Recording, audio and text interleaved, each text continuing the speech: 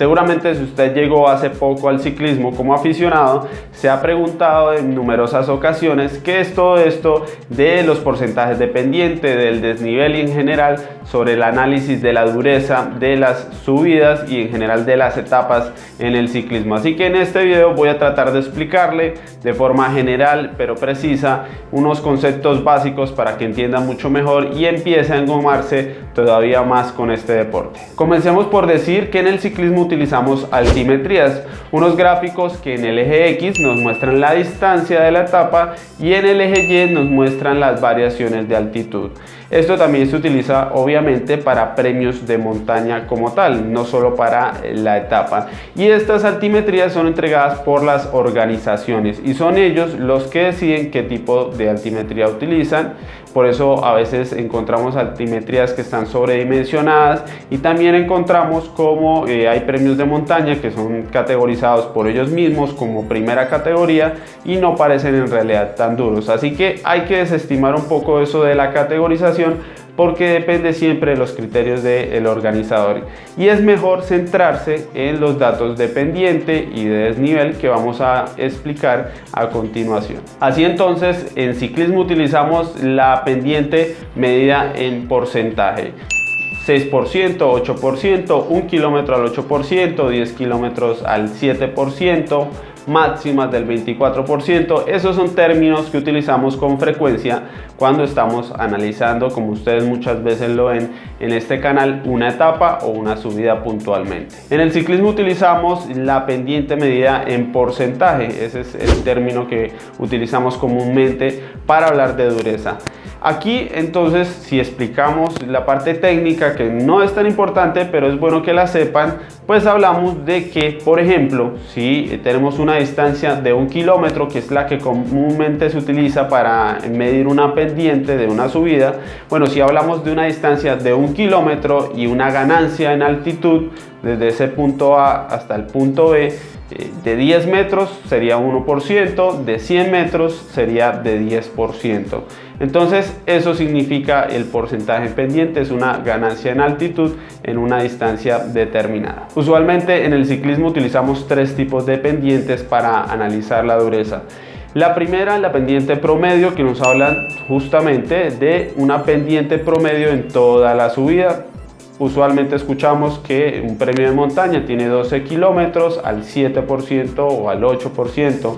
Luego en el análisis en detalle de la subida encontramos una pendiente por kilómetros. Es decir, hablamos que del kilómetro 3 al kilómetro 4 de esta subida tenemos una pendiente del 10% o del 8%.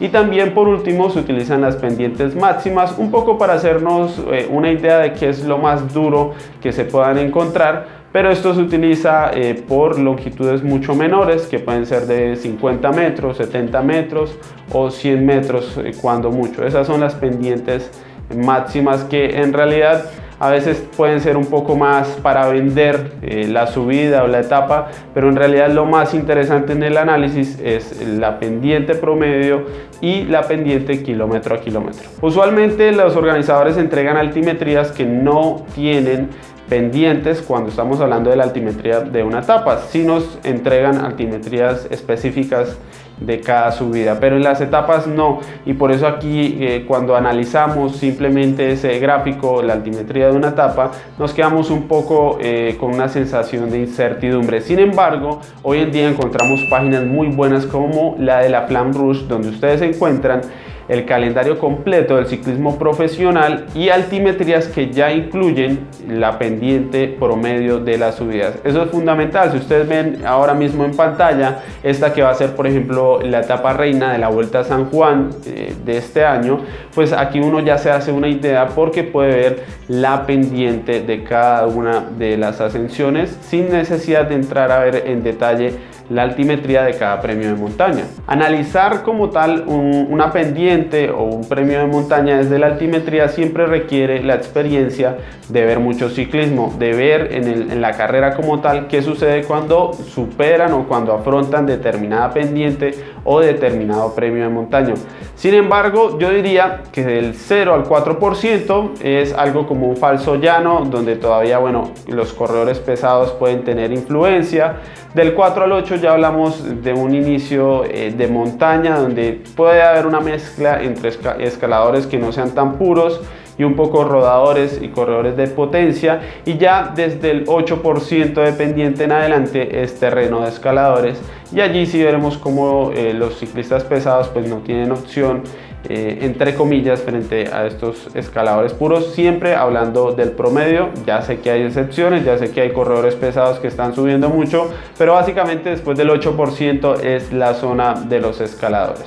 Una buena altimetría de un premio de montaña luce como esta que tenemos en pantalla de Altimetrías de Colombia sobre esta variante del Alto de la Línea, la subida más famosa en nuestro país. Entonces, datos fundamentales: la longitud 21 kilómetros 700 metros, la pendiente promedio, que siempre nos da una idea general de la subida, en este caso 7,6%, entonces ya se empieza a relacionar que 7,6% a lo largo de 21 kilómetros es una subida muy dura.